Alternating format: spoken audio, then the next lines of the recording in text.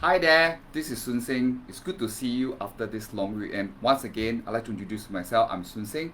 I'm a real estate consultant with more than 10 years of experience, and I'm also a Singapore backstreetboy because I'm born in a poor family. Now, before I start my sharing, once again, I'd like to make a disclaimer. This sharing is purely an educational basis. Now, today the topic that I like to share with all of you is why do I need a buying agent? So this question was raised to me about a couple of weeks ago when I paired up with a buyer. So he posed this question: Hey, Neo, why do I need a buying agent like you? Especially I can do everything myself, you know. So I can call the listing, I can call all the seller listings uh, from the two property portals, starting with the P and the 9. So why do I need you? No, I got to share my info with you, all my financial info with you. I have to coordinate my timing with you. And the most important thing is, especially in Singapore cultures, where I'll be taking my commission from the seller agent. So will you be working for me or will you be working against me? So that was a very good, interesting question. So once again, I recap the three questions that he asked me. First and foremost is when he pair up with me as a buying agent, there is some financial information that he need to share with me. Two is we need to coordinate each other timing to go for viewing. I mean, there are three people or even four people timing need to coordinate: the seller agent, the buyer, and the buyer agent. And last and foremost, the most important thing was that at the back of his mind, because I'm a buying agent, I'll be taking my commission from the seller agent. So will I be working for him for his benefit, or will I conspire with the seller agent for my own gain?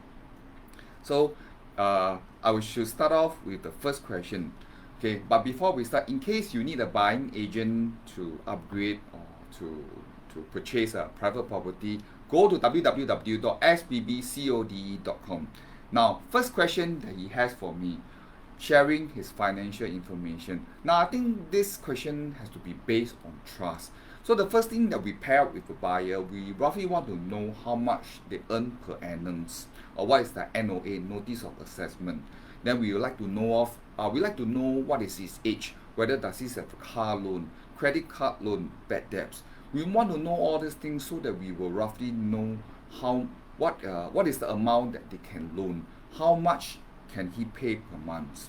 Of course, in addition, we also need to know how much cash does he have and how much does he have in OA. So whether does he have enough to pay for the first 25% down payment, the 5% cash plus the 20%. So this is where we are coming from. We want all this information so that we know that, okay, our client has the ability to pay for this certain amount of okay, to buy this private property. No, we do not want to place our client in a distress situation. So in other words, we are actually not interested in the client financial information. We are more keen to know whether does the client has the ability to buy that private property at that price. If yes, good. If no, then we look for other property that's able to match his financial ability. So that is for point number one. So in case you are in the process of upgrading or you want to buy a private property, then you really want somebody to guide you through all these things. You want to do it in a stress-free manner without the additional risk. Go to www.sbbcode.com to leave your email and your name, and we will proceed from there. Now, second question that my client asked: if I engage you as my buying agent, then we need to coordinate your time, and my time. So, but would it be better if I just call the seller agent and arrange for viewing? My answer to him is yes, of course you can. You can do it.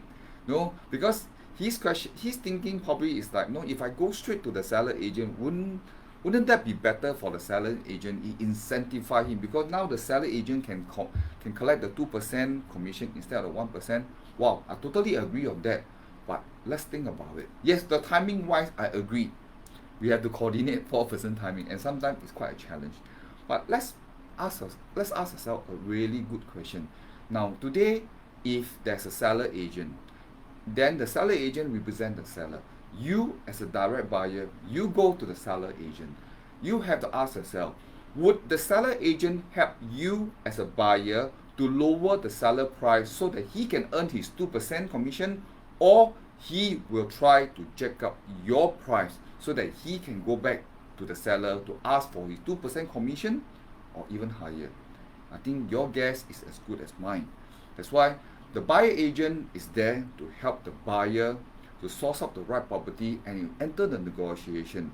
Now, during the negotiation, this is how usually I do it if I represent my buyer for private. I will tell the co-broke agent, which is the seller agent, I'll tell him very frankly, now my buyer have shortlisted your property as a first choice. This is the offer that we are willing to put through, and we hope that your seller will seriously consider it. Now, in case if your seller do not consider, do counter offer, let us know, and we'll try to our best to match your counter offer. But in case you really cannot match your counter offer, then we are sorry, we'll move on to the next property. And the seller agent will believe, because end of the day, the seller agent will know that me being a buying agent, I have no emotion tied to the property. It's true, because I'm a middleman. So the thing is, I'm not the one who is buying the property. No matter how beautiful is the property, no matter how good is the view, I'm only a middleman. I have no emotion. My part is just to negotiate deal. But if you as a buyer, can you say the same?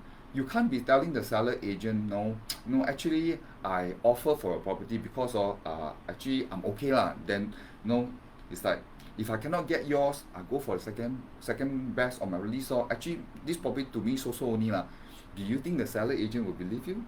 The moment you as a buyer, you put your offer to the seller agent will really know that you like the property. And the seller agent will play with your emotion to check out the property so that when they got a good offer price, they will go back to the seller to claim their credit, be it 2%, 3%. Okay, this is what seller agent do. Of course, me as a seller agent, I will also do the same. So that's why it is important, if you are going to buy a private property, please go with a buying agent. And in Singapore context, I think in other country context like Australia, it's the same. The buying agent will always collect the commission from the seller agent. And furthermore, when you pair up with a buying agent, it's free. So why not have a free professional PA to do the job for you, negotiate everything for you? Now, the only thing maybe you probably think is the communication. Okay, of course, that's the part that I think we as being agent, there's something on the part that we need to improve on. Now, the last thing that we need to address, of course, is I think it's quite a valid concern. Is like the buying agent is collecting the 1% commission from the seller agent. So some of the buyers are thinking, will you be working for me, or working against me? Now, this part just now I addressed already. Now, but most important, this question has to do with the element of trust. Now, if you engage a buying agent, please trust the buying agent that he will work his best for you. Now, think about it. If he were to collude with the seller agent such that he will not fight for his best to get the 1%, to get the lowest, best possible price, okay, to get his 1%. Now, then I think it is really bad. Then in that case, I would think that you should not engage the person. But I would think in Singapore, all of us as buying agent, we will do our best to get the best possible price, because it's not the 1%, it's the more 1% that is coming. I mean, in other words, it is the referrals. So, in case you want to upgrade, okay, or purchase a private property and you're looking for a reliable buying agent, go to www.sbb.coe.com. So I've come to the end of my sharing today, and I hope you like my sharing. If you like my sharing, give it a like, share with your friend, forward it to them, or leave a comment, leave a question. I'll try my best to answer it. Lastly, stay safe, have a good day, and speak to you tomorrow.